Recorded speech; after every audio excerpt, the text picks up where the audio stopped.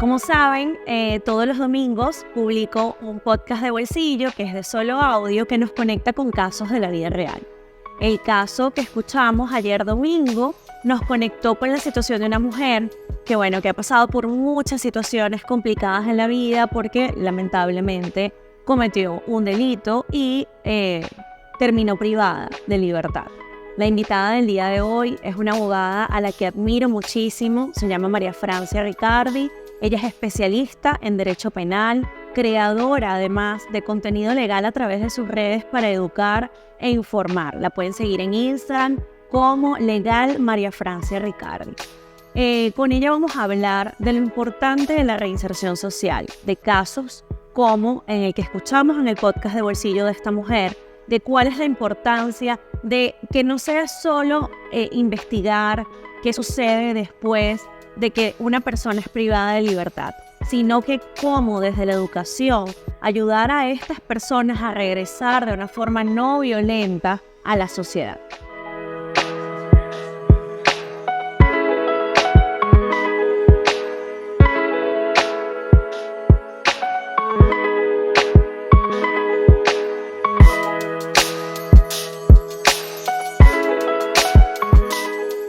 María Francia, habiendo escuchado los casos y escuchando un poco de todas estas historias que son definitivamente inspiradoras, yo quiero comenzar esta conversación preguntándote cómo podemos deconstruir el concepto de delincuente para ser reinsertado en la sociedad. Mira, Jocelyn, la sociedad es un pilar en lo que yo defino una triada para la resocialización y la reinserción social, que sería Estado, sociedad y empresa privada.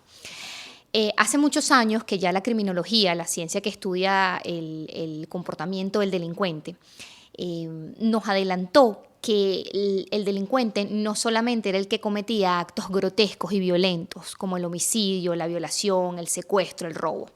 Porque con la evolución de la sociedad fueron naciendo nuevas formas de delinquir. Con la tecnología aparecieron los delitos electrónicos, con el manejo de los bancos y la corrupción, por ejemplo, los delitos de cuello blanco, y así sucesivamente. Pero nosotros quedamos muy arraigados a la idea de que el delincuente, el que está privado de libertad, es la persona pues violenta, ¿no? Ahora, por el camino que vamos, en donde cada vez hay más legislación penal, si algo a mí me ha enseñado mi experiencia en esta materia es que nadie se salva de estar en el banquillo de los acusados. O sea, tú o yo, lamentablemente, en cualquier momento, Dios nos proteja, podemos estar privadas de libertad y podemos ser sometidas a un proceso penal. Claro. Porque cada vez hay más conductas que en vez de regularse con otro tipo de áreas del derecho, se regulan con penas. En Venezuela, por ejemplo, la finalidad de la pena es la resocialización, es lo que establece la Constitución. Sin embargo, la resocialización es simplemente una utopía, porque es como que si nosotros, para explicarlo, tuviéramos un enfermo social, una persona que no se logró comportar con las normas penales y entonces le estamos pidiendo al Estado que la encerremos en un edificio y la curemos para sacarla fuera. Eso está muy lejos de poder ser viable en absolutamente ningún sistema y ningún país del mundo. Porque ¿cómo tú vas a resocializar a alguien que está en un lugar que no es nada parecido a lo que es afuera, sino que está en un lugar que generalmente es peor y que no tiene las condiciones para eso? Entonces, resocializar dentro de la cárcel es sencillamente utópico, es imposible. Sacamos entonces a las personas cuando cumplen la pena a la calle sin que hayamos curado su enfermedad social, sin poderlas trabajar. Además que, por supuesto, estamos hablando que es algo sumamente costoso. Las cárceles son un negocio muy costoso y por eso hay estados que las privatizan porque es un negocio que da mucho dinero. Así es. Entonces, tenemos a millones de personas encerradas en un edificio que hay que darles de comer, de vestir y de paso tenemos que darle ayuda psicológica, de paso tenemos que darle ayuda moral, de paso es una carga que sencillamente el Estado no puede cubrir. Es muy difícil. Entonces las sacamos después a la calle y vemos que el porcentaje de reincidencia en delitos es mayor o menor, depende de qué posibilidades tienen para reinsertarse en la sociedad. Así ¿Okay? es. Estados que, por ejemplo, no tienen como finalidad de la pena la resocialización, porque ya saben que es un modelo que ha fracasado, pues son muchísimo más sinceros y dicen, mira, la finalidad de la pena en este estado es la retribución. Aquí somos vengativos. Aquí, si tú matas, yo te aplico la pena de muerte. Sí. Aquí si tú robas, yo te corto una mano. Aquí si tú eres adúltera, yo te la pido. ¿Ok? Entonces, es importante que nosotros nos tomemos esto como un problema que tenemos que solucionar y que tenemos que invertirle tiempo, programas y dinero como empresa privada y como sociedad. Tu visión como abogado es aplicar estos programas, que más organizaciones se sumen, que lo haga el Estado, que lo hagan organizaciones privadas, empresas privadas y organizaciones sociales. ¿Cuál es tu visión? Que lo hagan empresas privadas, porque como te digo, no podemos ponerle toda la carga al Estado, porque primero para el Estado es muy costoso. Y nosotros sí sabemos, nosotros nos vamos a ver afectados, porque esas personas cuando salgan a la calle van a ser reincidentes. Entonces pensamos que estamos a salvo porque coloquialmente los metieron presos y eso nos da una sensación de seguridad, pero ¿qué va a pasar cuando salgan? Si no se pueden volver a comportar. Claro, pero hay una situación real que es evidente y bueno, yo como trabajadora social me he dedicado a la tarea de investigarlo incluso cuando estaba estudiando la profesión. Uno de mis mayores sueños era poder hacer mis pasantías profesionales en un centro penitenciario para trabajar con todo el tema de la reinserción social. Y bueno, eso nos hizo muy cuesta arriba como estudiantes, ¿ok? A pesar de que hoy día de verdad que hay una cantidad de organizaciones a nivel mundial y en Latinoamérica, en México hay un movimiento increíble de organizaciones sociales y de empresas privadas que están motivando estos programas sociales para la reinserción, hay demasiadas trabas, no solamente en Venezuela, en Latinoamérica, en el mundo entero, para poder ingresar a estos centros penitenciarios y trabajar con estas personas para poderlas reinsertar. ¿Cómo tú ves esa vía para poder encauzarnos? Porque yo como organización social o como trabajadora social puedo tener las mejores intenciones, pero me consigo con trabas de que no puedo llegar o que está, y por eso comparto con la pregunta de cómo podemos romper todos estos esquemas del delincuente, cuando ya tú misma lo estás diciendo, de que no solamente es la persona que mató, no solamente que la persona que robó, que violentó, hay muchos tipos de delitos, ¿sí? Entonces, ¿por qué no podemos apoyar a todas estas personas o no hay unos canales, por así decirlo, un poco más fáciles para llegar? Cuando las cárceles no están cubiertas con las condiciones mínimas de derechos humanos que internacionalmente deben de tener, siempre van a haber una resistencia a que las personas del exterior vean las condiciones del sistema penitenciario. Y siempre va a ser así. En la medida en que las cárceles tengan mejores condiciones y que el sistema penitenciario se modifique, va a haber más apertura para que la gente venga. Y de hecho van a ser el mismo Estado el que incluso invite a las organizaciones privadas y a las organizaciones no gubernamentales para que sean testigos del cambio que se está dando. Eso lo vamos a ir viendo.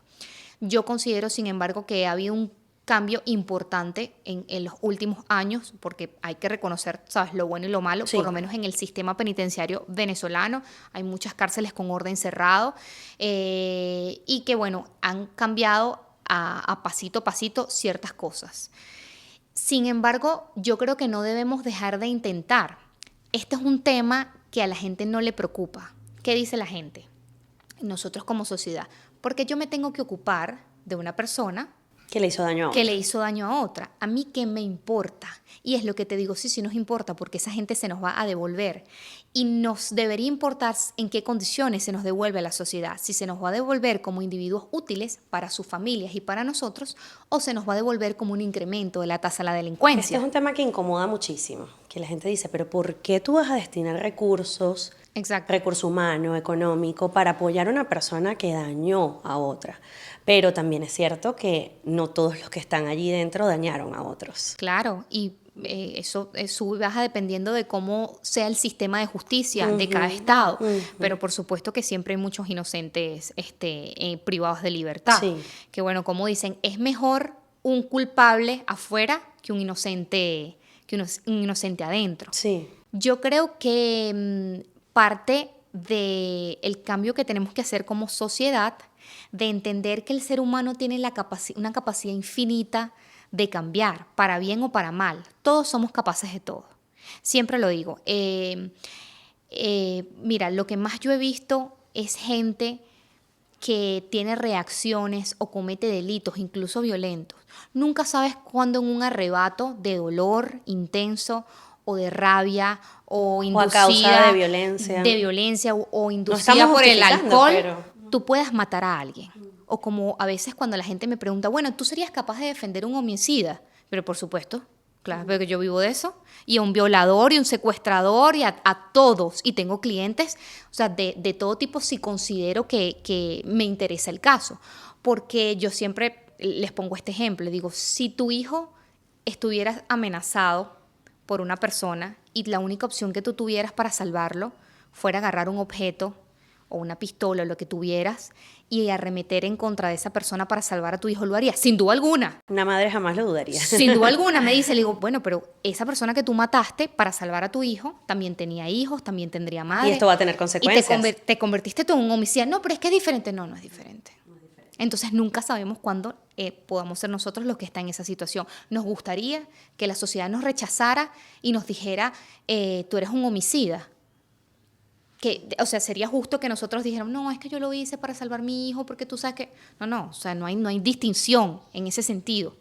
Sabes que dentro de muchos de los casos que nos hemos conseguido en comunidades, nos hemos conseguido, lamentablemente en su mayoría, dentro de nuestros índices de evaluación y de investigación, en su mayoría son mujeres, lamentablemente, que han estado privadas de libertad y cuando vuelven a sus entornos comunitarios tienen miedo, sufren de violencia en el término de que no les quieren dar trabajo y entonces se cierran, no se vuelven otra vez a involucrar igualmente en la sociedad. Nos llegó un caso muy cercano de una comunidad que atendemos con una de las organizaciones que yo dirijo, que la mamá estaba muy preocupada por su hija que había estado privada de libertad por una denuncia doméstica. Ella trabajaba en una casa y bueno, lamentablemente sus jefes en ese momento la denunciaron y ella estuvo privada de libertad por unos meses. Ella sufrió mucha violencia en el centro penitenciario donde estuvo. Esto le generó muchísimos temores, muchísimos miedos. Y bueno, sí, evidentemente sabemos que la solución es poder tener mecanismos para hacerlo desde el centro penitenciario. Pero, ¿qué vías ves para hacerlo una vez con la persona fuera? ¿Cuáles deberían ser esos pasos que se debería seguir cuando una persona fue privada de libertad y ya está en su entorno nuevamente, pero tiene temor de ingresar? ¿Cuáles deberían ser esos pasos que una persona tiene que hacer para poder conseguir trabajo, para poder ser aceptada? Fíjate que como ese caso que es el común denominador, en Perú hicieron un experimento social extraordinario, como un programa de reinserción social en donde seleccionaron a un grupo de personas que al salir las insertaban en familias catalogadas pues con una base importante de valores. Eran personas que habían tenido infancias violentas, traumáticas, etcétera, y cuyo único camino que conocieron fue la delincuencia. Y las insertaban en familias que tenían una vida totalmente diferente para que ellos entendieran que a través del amor y a través de otro tipo de valores se podía vivir diferente. Y que entendieran que, bueno, ellos tuvieron una vida truncada de dificultades y de todas estas cosas, pero que se podía hacer un camino diferente. Yo decía, wow, qué valiente las familias que acogieron a esas personas privadas, que ya habían estado privadas de libertad y decidieron darles una oportunidad. Pero fíjate, yo presentaría programas concretos al Ministerio de Asuntos Penitenciarios. Eso pudiera ser una vía. Genial. Tocar no es entrar. De unirse. Claro, tocar no es entrar. Si fuera una ONG o una empresa privada hiciera un proyecto, pero esos proyectos siempre tienen que estar acompañados de ayuda psicológica. Y algo muy importante es que no se rehabilite el que no quiere ser rehabilitado. Así es. No todas las personas quieren ser salvadas. No todas las personas quieren reinsertarse. Es así. Y yo creo que también un tema de empatía, ¿no? Del otro. Nosotros tenemos dentro de una de las organizaciones que lidero un programa que, como bien lo conoces, se llama Yo Te Apoyo, y muchas personas les da temor, que tenemos muchísimos casos en las más de 51 comunidades que atendemos, que hay muchas personas que estuvieron privadas de libertad y quieren participar, pero sienten temor porque, bueno, estos programas son desarrollados en sus entornos comunitarios, que las personas de la comunidad los conocen, y ellos sienten un poco de temor de que, mira, me van a juzgar porque es mi vecina, es la vecina de mi mamá, es la señora de la esquina, y ella supo que yo estuve en la cárcel, entonces me va a juzgar. Creo que también es una invitación a decirle a las personas que tengan un poco más de empatía ante personas que han pasado por esta situación, y en definitiva, como bien lo sugieres, hacer una unión entre diferentes organismos para poder sacar estos proyectos. Siempre es un trabajo de hormiguita. Tampoco podemos pretender que una persona que ha tenido una vida completamente diferente y llena de inserta, por ejemplo, en una banda delictiva desde los 12, 13 años, de un día para otro cambie su forma de pensar, ¿no? Entonces, a mí me parece muy poderoso siempre escuchar las historias, siempre, porque tú llegaste ahí. Y conectarte con esas historias. Y conectarte con estas historias, que tú digas, wow, pero es que sus padres eran drogadictos y lo obligaban a robar para conseguir droga, o le pasó esto, o le pasó lo otro, por eso es que él llegó a esa situación. Empatía y conexión. Y hablando de empatía y conexión, antes de cerrar, que, bueno, ya estamos aquí, habla y habla a nuestras anchas, ¿no? Pero quiero preguntarte, para ti, María Francia, abogada. Esta es una pregunta fuera de base, ¿verdad? Sí, por supuesto. Para ti, ¿cuál es la diferencia entre dar y compartir? Mira, yo pienso que no importa lo que tú sepas, sino lo que haces con eso que sabes. No importa la habilidad que tengas o lo que tú hayas estudiado, a lo que tú te dediques. Si tú con eso no estás haciendo algo que realmente estás trascendiendo, realmente a nadie le importan tus títulos, y a nadie le importa lo que tú ganes en tu trabajo, y a nadie le importa excepto a ti misma. Entonces, cuando tú compartes y devuelves al mundo, a la sociedad, a tu familia, a tu entorno, algo de lo que el mundo te ha permitido, porque si tú estás donde estás es porque has tenido la maravillosa dicha de la vida, ¿sabes? Y a lo mejor de tener una familia privilegiada o una educación privilegiada, etc. Si tú eso no lo devuelves y no lo compartes, sencillamente pasaste por el mundo, pero el mundo no pasó por ti. Así es. Gracias, María Francia. Gracias. Y gracias por acompañarme.